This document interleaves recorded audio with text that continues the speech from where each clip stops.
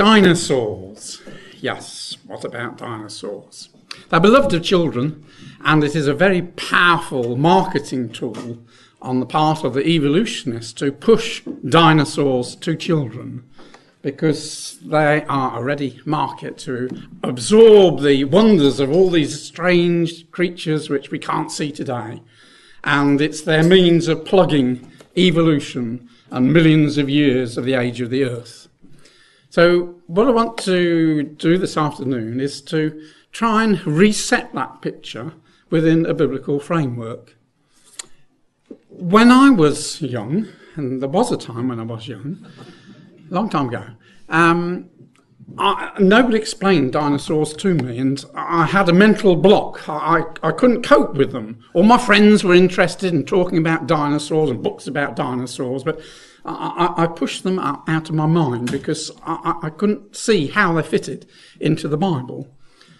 And it wasn't until, mid-teens probably, that the penny dropped, that we can fit them within the orbit of the Bible. And it's a wonderful part of God's creation. And all sorts of things then drop into place. And all the problems that the evolutionists have because of the many finds that are found which negate their idea of millions of years, we can take comfort. Well, we can fit it within God's framework of creation. But this is what our children are being bombarded with. And you see the subtle way in which they're trying to convey the accuracy when they talk about 231.4 million years. And you see, you read that and you think, well, yeah, there must be some basis in that. They can accurately do it to 0.4 of a million of a year. But of course, that's all part of the marketing. And so these dinosaurs are supposed to exist 231.4 million years ago and died out 66 million years ago. It's a bit hard to get our heads around such long figures. I can cope with creation at 6,000 years. I can draw a line there, and I reckon these screens are about 2 metres long. So that line there, 2 metres long on your screens, is representing nearly said the wrong word, didn't I? 6,000 years. So if that's the scale, on that scale, if 6,000 years is a line 2 metres long, then how long would a line have to be 231.4 million years? Well, multi-choice questions. Hands up if the answer is A. How quick are you at your maths? Hands up if your answer is B. Hands up if your answer is C. A lot of you don't seem to have an answer. Yeah, there's a quick way of just checking which one. Yes, of course it is C. So that line has got to be 38,500 times longer. So, well, here we are in Swanwick. So that line's got to be 77 kilometres, or for those of my generation, about 48 miles away. So that takes in Scunthorpe and Loughborough and Coventry down at the bottom and Manchester there. So that's the kind of distance that line's got to be to represent what they are claiming is the time when the dinosaurs first came to being. But you see, there are a lot of problems with this millions of years ago, because not all the remains of dinosaurs are fossilised. They found fresh dinosaur bones. They've also fairly recently, found that within these fossilised bones is samples of blood and blood cells, and that shouldn't be. And we also have around the world many depictions of creatures which don't exist today. But when we open our dinosaur book, we can say, oh, well, that creature depicted there looks very much like a dinosaur, which was supposed to have died out millions of years before man came on the scene. And along with the fossils where the dinosaur bones are found, are the remains of plants and other animals. And those same plants and those same animals are with us to this day, unchanged. So, no, there are some problems with millions of years ago. So what we're aiming to do this afternoon is to look at the dinosaurs, see some of these depictions of dinosaur-like animals, look at living fossils and living dinosaurs, on this aspect of finding fresh bones and blood and that kind of thing. And then ask the question, well, why don't we find dinosaurs in the Bible? Why can't we look up our Strong's Concordance and look under D, I, and no, there's no entry there. Why not? Are they there? And that's, I hope we shall see. And we shall see how that these creatures are part of God's creation, living with man, and their demise was mainly caused by the flood and the changed conditions after the flood.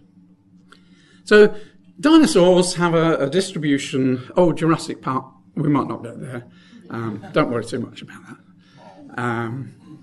We shall see. We shall see. See whether I get distracted. So, yeah, dinosaur remains can be found all over the world. They're not specific to any one country. Go all over the world and you'll find dinosaur fossils. Many of them are huge, and these are the ones that stick in the mind.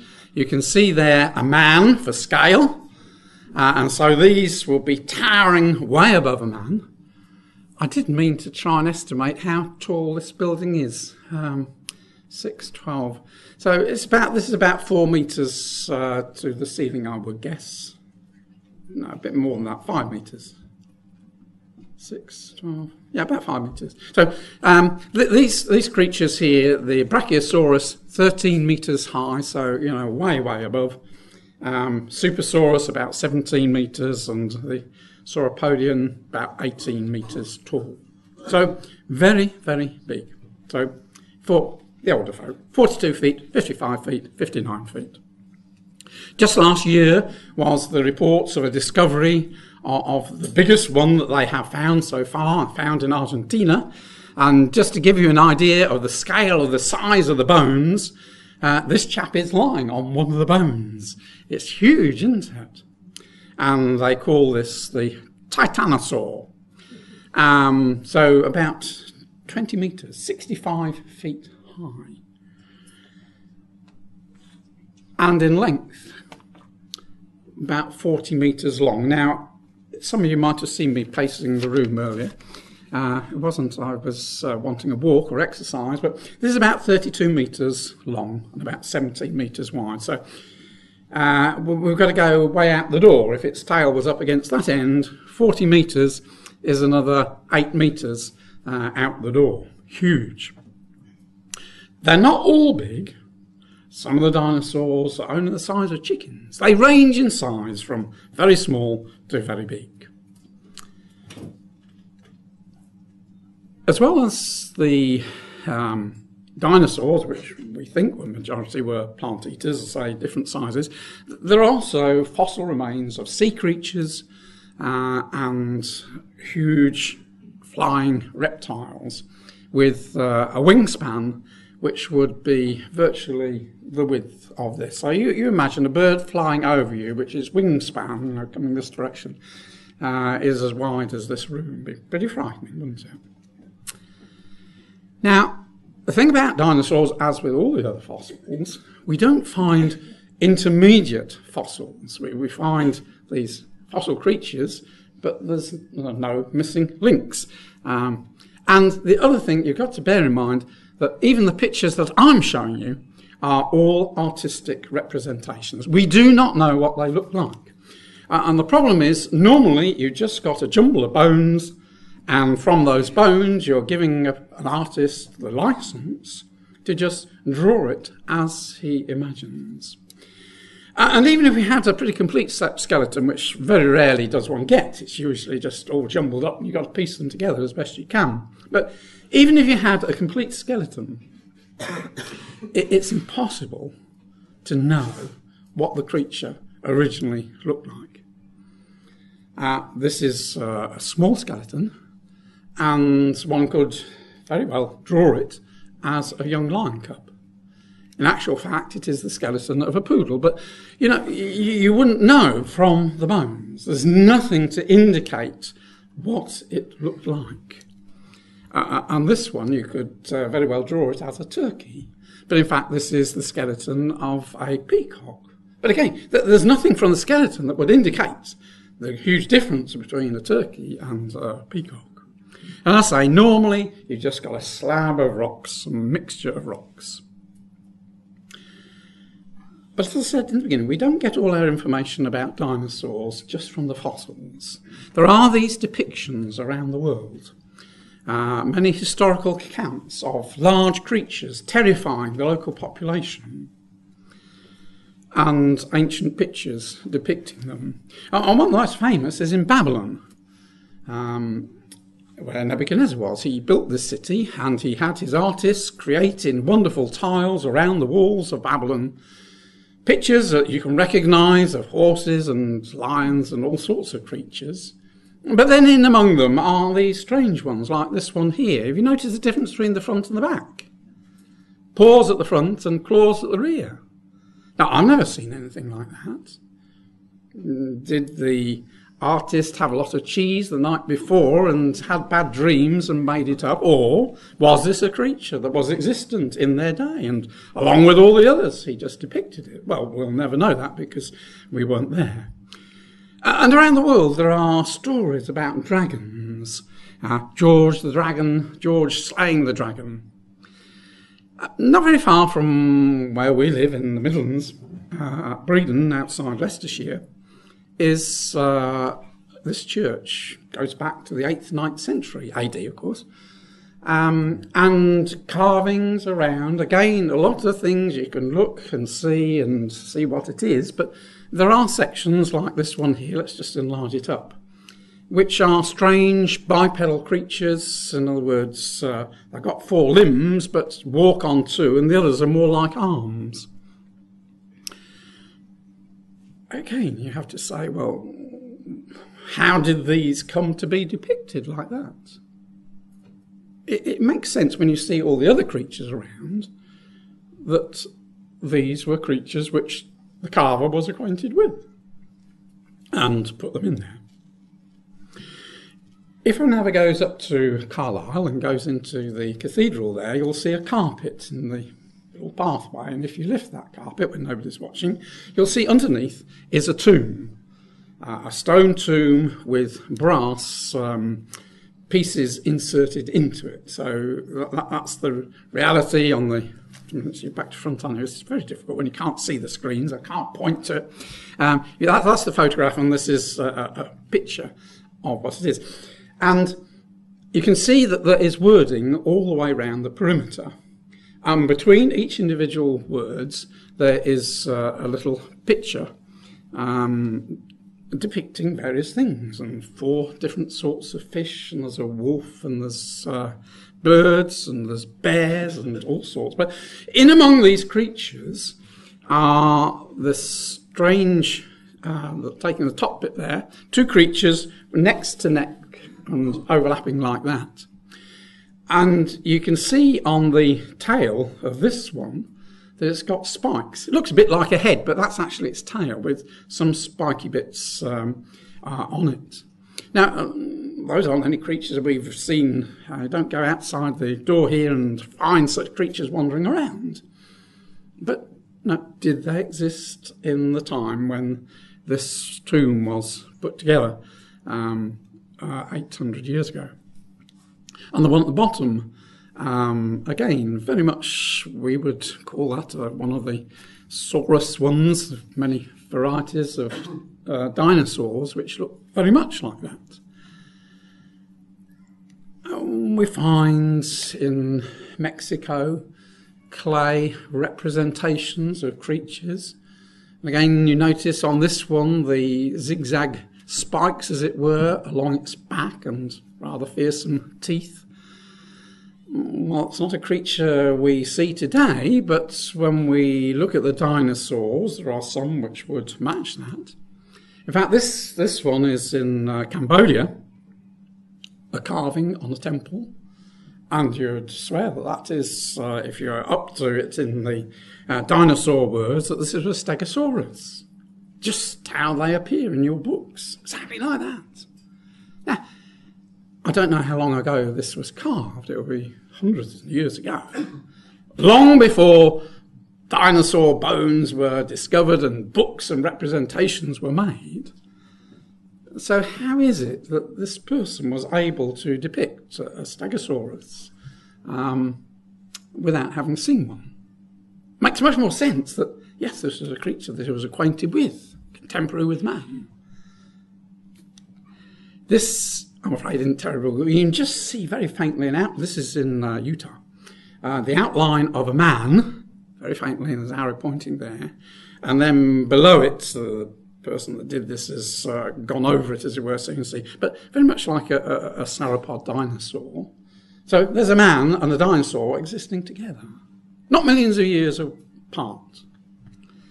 And here, in the middle of this is a carved stone, and in the middle you can see a man, but a very fearsome creature that I don't recognise from any creatures that are existent today. This is about 2,000 years ago.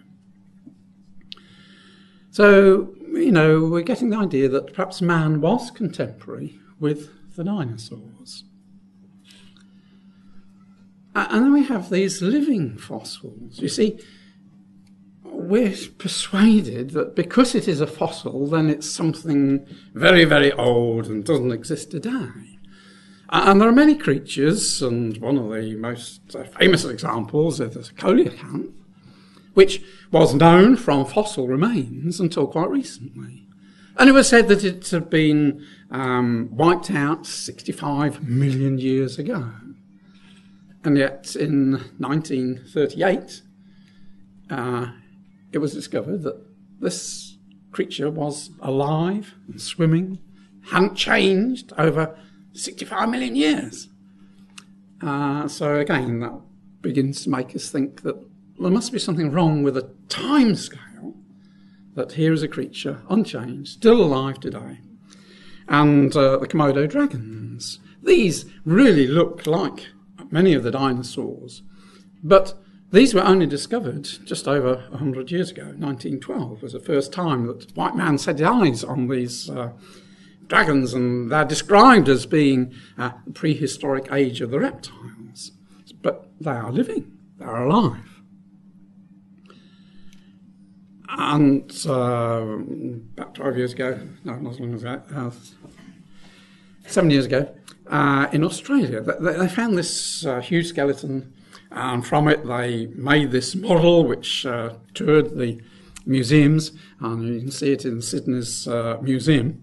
And I have to admit, well, really, it's just a bigger scale Komodo dragon. But, you know, this is supposed to have been, well, they just put this very modestly at 20,000 years ago.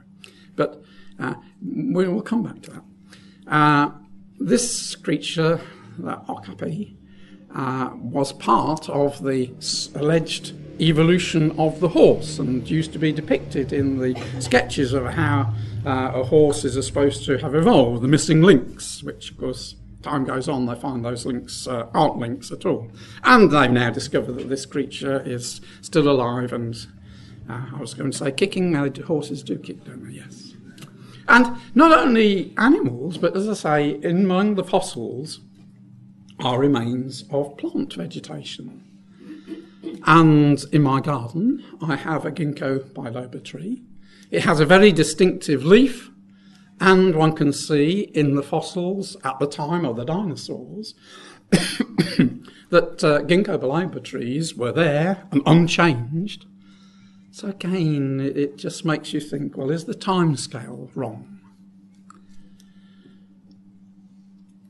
As well as the Komodo dragons, there are many stories that come out of Central Africa about these huge creatures living in the deepest jungles, which, when white man goes along with his books of dinosaurs, the natives will say, yeah, that particular dinosaur depiction, that's what this creature is that lies deep in the heart of the jungle. And they call it the blocker of the river. It's a huge creature. Now, no white man has seen it. There have been expeditions to try and find it. Maybe it is imagination. We can't be sure. But we can be a bit more sure about these. I have some link with this Blashford Snell, who is an explorer. We have a telephone in a bedroom, and it was on the side of Anthony's side of the bed when I was away. And about 2 or 3 o'clock in the morning, couldn't even tell you just when, but the phone went. And Anthony picked up the phone, and this voice said, "Blashford Snell here." And she is quick as lightning. I mean, normally she wasn't that quick at night time. She said, "This is the Queen of Sheba here," and put the phone down. I would love to meet him and say, "Do you remember when you misdialed?" Yeah, but anyway, this is back in 15 years ago. He was in Nepal doing exploration and came across these Nepalese elephants, which white man had never seen before. And they have a very distinctive hump, which is circled there. Now, when you go and look at so-called prehistoric animals in cave paintings, these are in France, you can see they've got exactly this same hump. And yet here is a creature that is still alive and only discovered within probably most of all your lifetimes. So, you know, things aren't quite what they seem with ages. And there it is. So, you know, if that creature just put its head down a bit more as depicted on the caves, then, you know, that's exactly the shape you would have had. Back in 61, this geologist found a big slab of bones, and they were fresh bones, and so he assumed that they must have been bison bones. And it took them 20 years before they realised that, no, these weren't bison bones. These were bones of dinosaurs, various sorts of dinosaurs, but they hadn't been fossilised. They were still what we would term fresh. And this article said, how could these bones have remained in a fresh condition for 70 million years is a perplexing question. Well, yes, it would be a perplexing question if they were 70 million years. But if they had died subsequent to the flood or in the flood, then there is no problem at all. And you see, the geological column is supposed to tell us about the long ages, the millions of years of the life of the Earth. But it's much more reasonable to look at the so-called geological column and think of it as being the timetable of the extinction of the animals in the flood. Not millions of years, but a year, and the smaller creatures being obliterated first, and more generally, you know, the bigger, the stronger the creature, the longer it could survive in the flood, and so was overwhelmed later on. And we always find fossils associated with water flow, stratification. And we very often find that the bones of these creatures are all pointing in one direction, which makes sense if it's a water flow, but doesn't really make sense if an animal is just going to die. It doesn't say, well, everybody else is facing that direction, so I'm going to die facing that direction. It doesn't make sense, does it? But it does with a flood. And it also explains why we find footprints of dinosaurs, or other reptiles and even humans, at lower levels than we find the actual bodies of the creatures. So, you know, which came first, the chicken or the egg? Which came first, the footprint or the dinosaur? Well, the geological column says the footprint came first, and then millions of years later, the actual animal came to be. Well, it doesn't make sense, does it? But you see, it does make sense with the flood geology, that these are the remains of the effect of the flood. Yes, the footprints are going to be lower because the creatures are going to survive for a few more days or a few more weeks and therefore be higher up the layers. So this is from the Smithsonian magazine, May 2006, and it was headed Dinosaur Shocker, probing a 68 million year old, put inverted commas around that, Tyrannosaurus rex.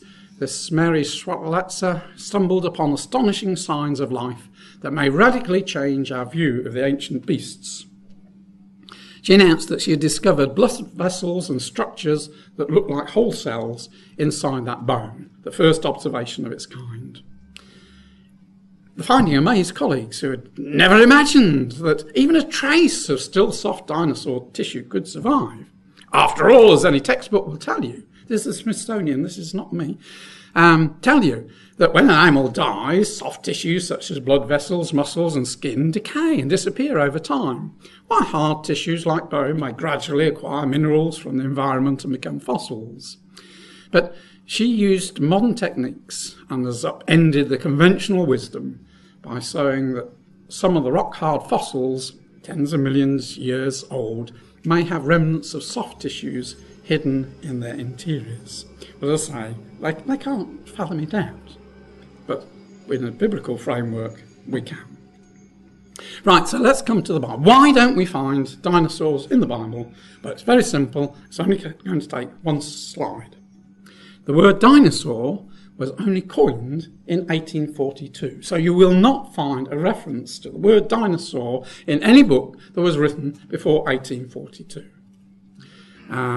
This Richard Owen, a British paleontologist, conjured up the word because they were finding these big bones, and he was putting together these two Greek words, dinos and saurus, fearful, terrible, great, a lizard or a reptile, put those together to make the word dinosaur. But do we find descriptions of dinosaur-type creatures in the Bible? Well, what does Genesis chapter 1 tell us? Genesis chapter 1 tells us that in the beginning, God created all sorts of creatures. And among them, verse 21, God created great sea creatures, authorised version, whales, and every living creature that moveth, with which the waters brought forth abundantly after their kind, and the winged fowl. So God created great sea creatures. It tells us that.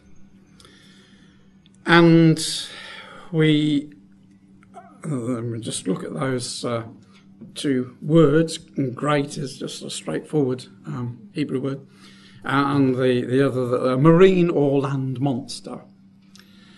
Very often this word gets translated dragons, and if you look in Strong's, you'll get 35 references to dragons.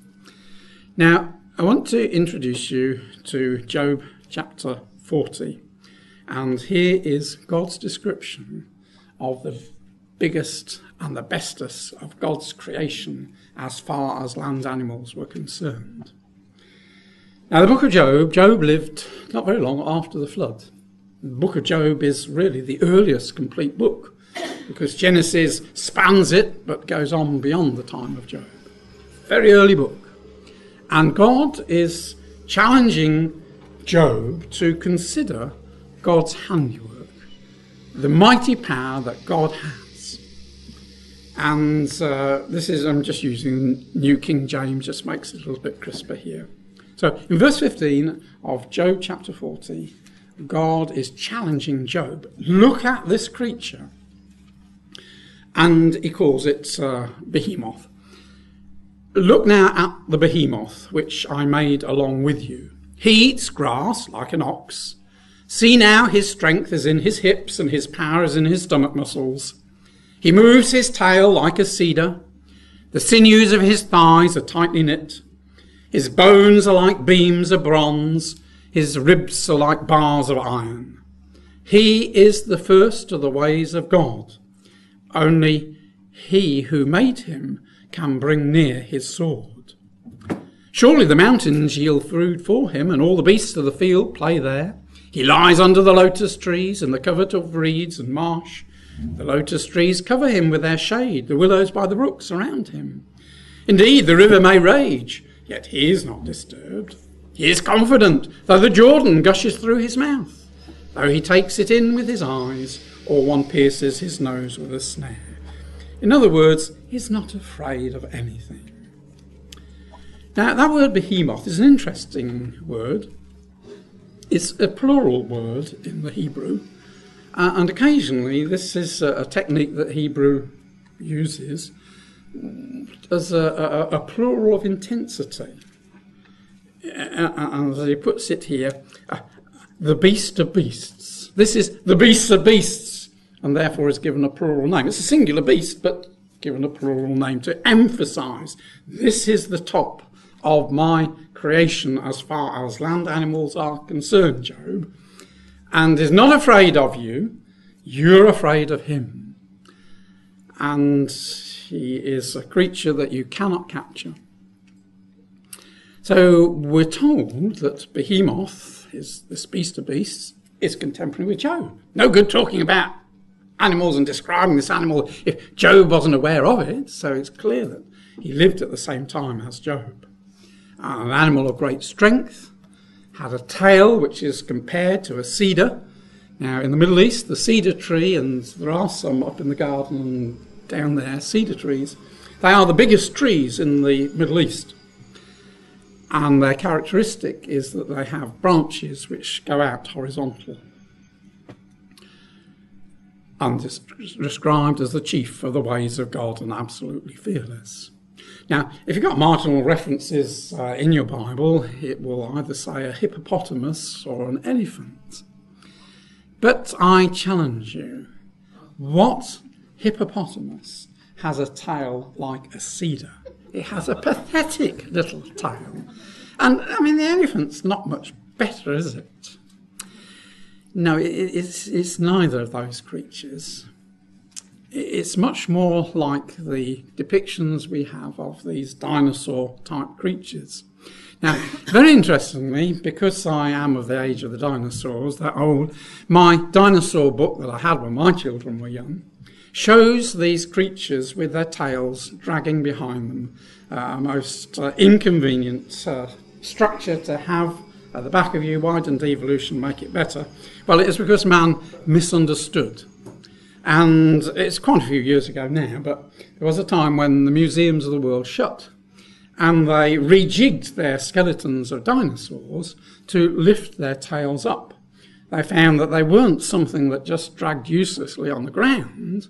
They were a wonderful counterweight. So a much more modern skeleton picture of this Brachiosaurus is showing that as a wonderful counterweight to this huge long neck with its head above there. Now, you know, such a creature like that, he moves his tail as a cedar. Well, that you can imagine that's exactly what would happen if you were anywhere near it. You would just probably get, at the very least, knocked off your feet, or like the children running down the corridors, you know, knocked over. But it probably would kill you, the whack of that. So it's much more likely that God is describing one of these creatures, and these creatures were alive and known to Job, contemporary with them.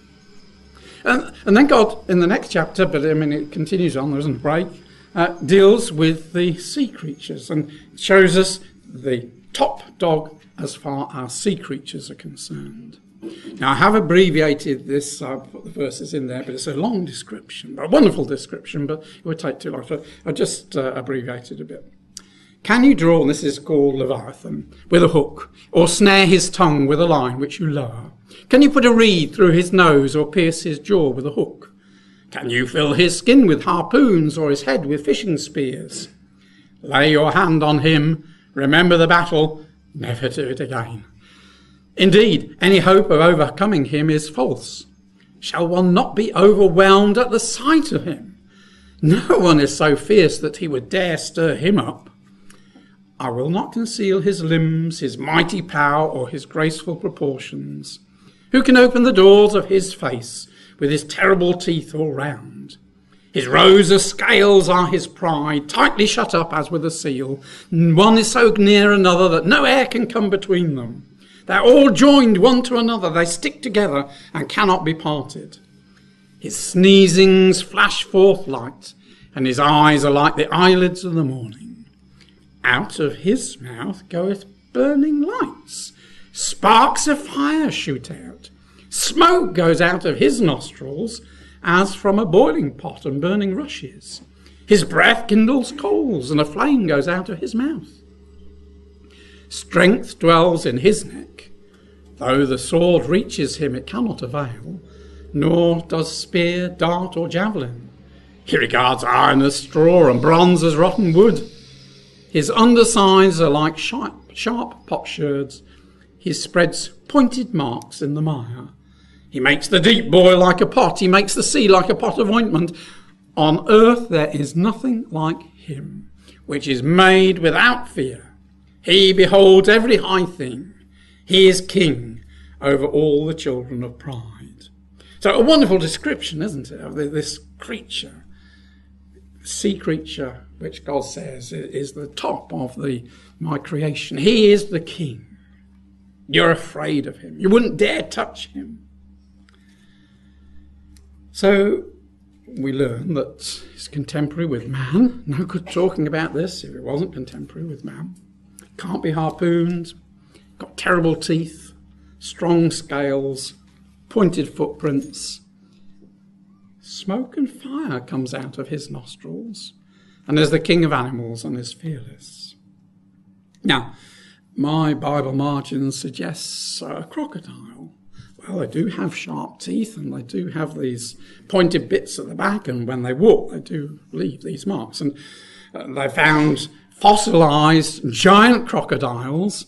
The Sarcosuchus is about 12 metres, so that would probably the length of the chairs here, so pretty big. But I've never seen a crocodile with smoke coming out of its mouth. Now, it doesn't make sense that that was a bit of poetic license. The description we have here is of an animal. And, this is just one of the aspects of it. It is able to produce fire out of its mouth. I don't know what creature it was, but we do find among the dinosaur fossils creatures like this one, which has a very strange horn. It goes backwards. Now, horns are used for fighting, aren't they? And a horn that goes backwards is really a bit of a waste. You can't fight with it. And it is thought that perhaps this, because they've analysed the structure of this strange horn, that this was a means of producing fire. The artist is just showing it in use there. This has this nasal passage and a middle passageway and these meeting points, and it is thought that perhaps there could have been a mechanism within here which, given the right circumstances, could project fire. Now, we are aware of creatures that produce electricity, fireflies and sea creatures and that, but we also are acquainted with creatures on a totally different scale to this huge creature that produce fire. The bombardier beetle does exactly that. It is able to fire out from its back gases at 100 degrees centigrade. And that is achieved through a complex system of storage sacs where the two different hydrogen peroxide and the hydroquinone are kept separate. But then there is a mixing chamber where the two can be brought together, and in bringing those two together with other chemicals which are there, which the cells secrete, it then produces this explosive gas at 100 degrees centigrade. And it's able to fire up to 20 shots at a time. And as these photographs show, it has complete control over the direction in which it fires. It can go underneath it to backside. There are these little paddles which can direct it. So we shouldn't say, well, that's impossible that this creature could have produced fire out of its mouth, because we have living examples of creatures that do exactly that. So why haven't we got a world that is full of dinosaurs today? Why did they die out? Well, the evolutionists have their ideas, and we have our ideas. One, that a meteor hit the Earth and wiped them out, but surely it will wipe all life out, but that's by the by. Other theories is that the temperature either rose too much and that caused them to die out, or that it sank so low that it caused them to die out. even bizarre ones, that they got constipation and so died out, or they got so obese that they died out, or the very latest one is that they had parasites which attacked them and ate at their jaws, and so they couldn't eat and died out. Well, we do know that dinosaurs are able to live in quite different conditions, and very recently they found up in the Arctic remains of dinosaurs, and we just skimmed through this, still talking that they died out 68 million years ago, but paleontologists unearthed a wide range of dinosaur fossils in Russia. The average temperature at the time would have been about 10 degrees centigrade. And the conclusion of the article was dinosaurs were incredibly diverse in polar regions, as diverse as in tropical regions. It was a big surprise to us. So it wasn't change of temperature or anything like that. Well, I think the Bible will give us the answer. We believe that these dinosaur creatures were contemporary with man. We do find tracks which show human footprints along dinosaur footprints. We just enlarge them up. But we have many historical writings which speak of these dinosaur-like creatures which were contemporary with man, but were exterminated because they were frightening to man. And Beowulf, who lived 500 AD in Denmark, he became famous because of the attacks that he made on the large land creatures and sea creatures. And there are the chronicles that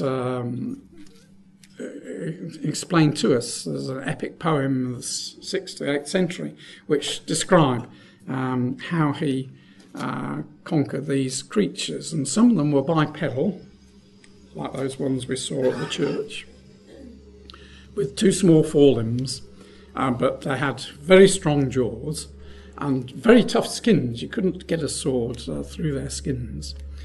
Very ugly creatures, hunted mainly at night.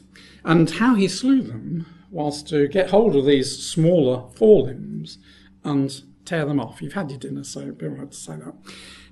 And fascinatingly, there is a Babylonian seal, I think it's in the British Museum, which depicts exactly that in Babylonian times. This warrior slaying this bipedal creature by tearing its limb.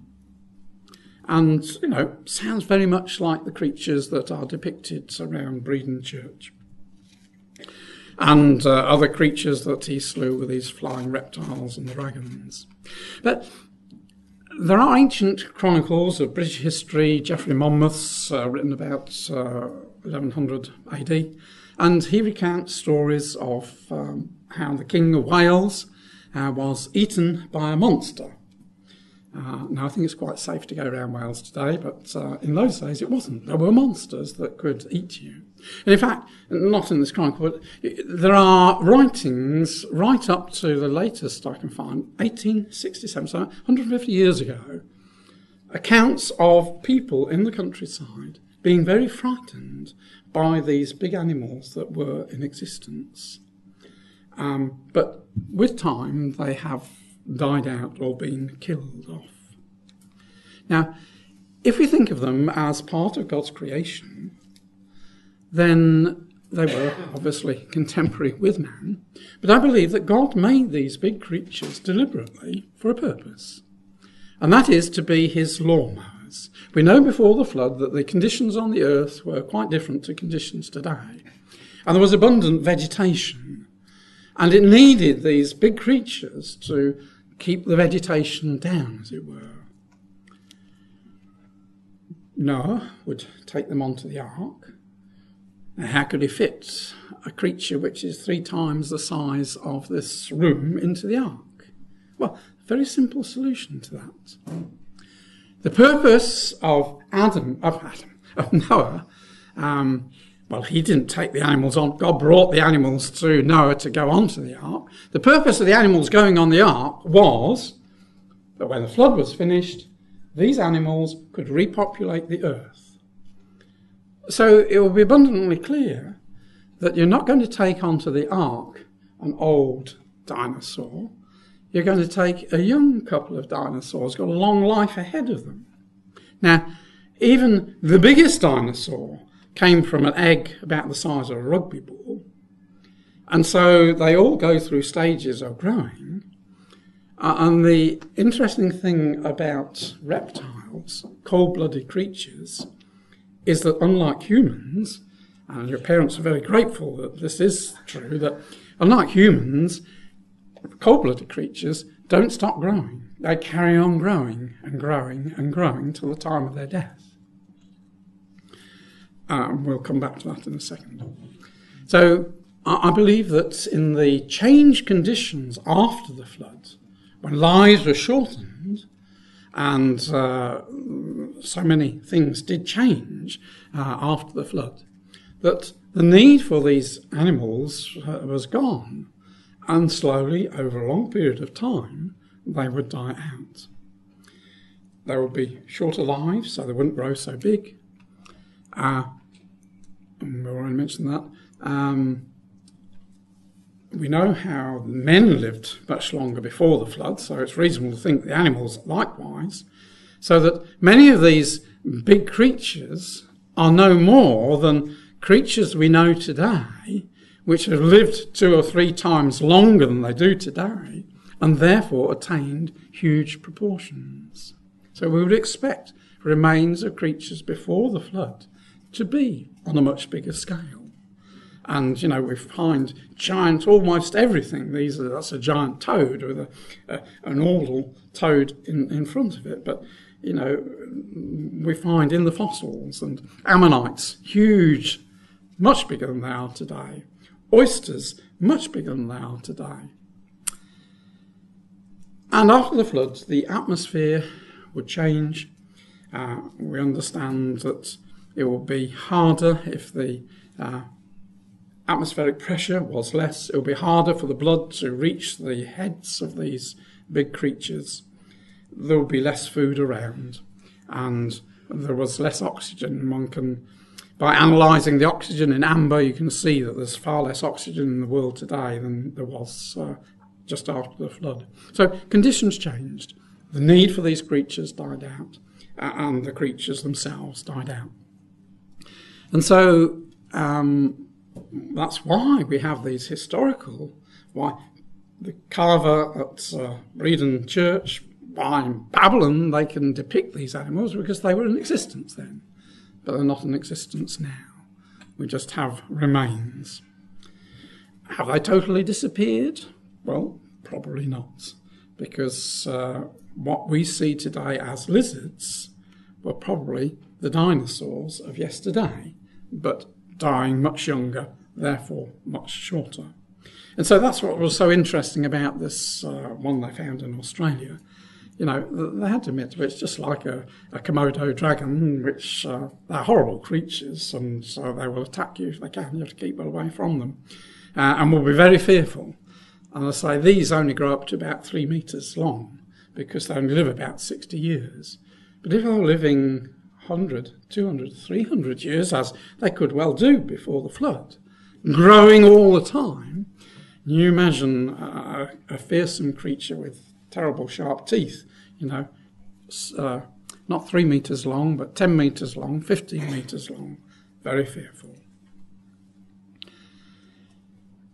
Right, well, we have actually got to Jurassic Park, but I don't want to say much about it. But the concept of Jurassic Park, I never watched it, so I don't know, but I'm told. The idea is the storyline is recreating from fossil remains, from DNA, recreating the dinosaur that was supposed to exist millions of years ago. But the chances of being able to recreate ancient DNA, if you could find it fresh enough, is infinitely small, so I am told. I'm no expert on this. And somebody drew this lovely parallel, which I just put before you. Imagine a book which has got 400 pages in it. And unfortunately, it's gone through the shredder. You know what paper shredders, what it all looks like. And your task is to piece that 400-page book back together again. And before you put your hand up and volunteer, you should know it's written in a language which you don't understand. And there is another condition about volunteering to put this book together from all these 400 pages all shredded and in a foreign language, is that you're going to have one hand tied behind your back. And there is one other slight complication which you really ought to know about before you put your hand up, that you're going to be put into a room which is in complete darkness. Now, the chance of you being able to piece together a 400-page book shredded in a language you don't understand with one hand tied behind your back and in darkness is pretty remote, isn't it? Well, so is the possibility of recreating these creatures. But you see, fiction makes money, doesn't it? So the Jurassic 1 grossed them more than $1 million.